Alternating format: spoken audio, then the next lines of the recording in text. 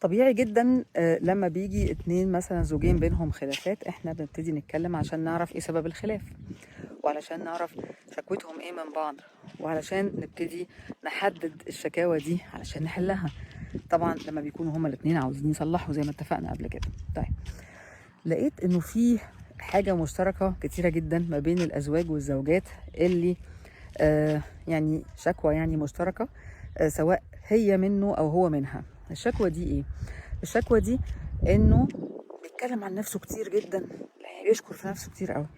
طب وهي كمان يعني احيانا بتبقى الشكوى منها هي ان هي طول الوقت تشكر في نفسها، وطول الوقت تقول ده انا ميزاتي كذا، ده انا مش عارف ايه كذا، ده انا ما مش عارف ايه كذا.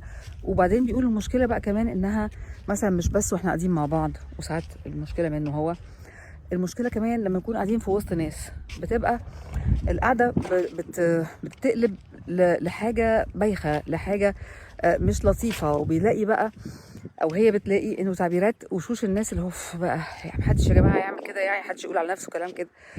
بصوا، هو صحي جدا ان الواحد يعرف مميزاته ويعرف قدراته ويعرف الجيفت بتاعته او السكيلز بتاعته او مهاراته، ولكن مش صحي ابدا ان هو يقعد يقول على نفسه الكلام ده. هي هتبان على تصرفاته فيسيب الناس تقول عليه. وكمان صحي ان الواحد يعرف عيوبه عشان يتداركها، ودي من اكبر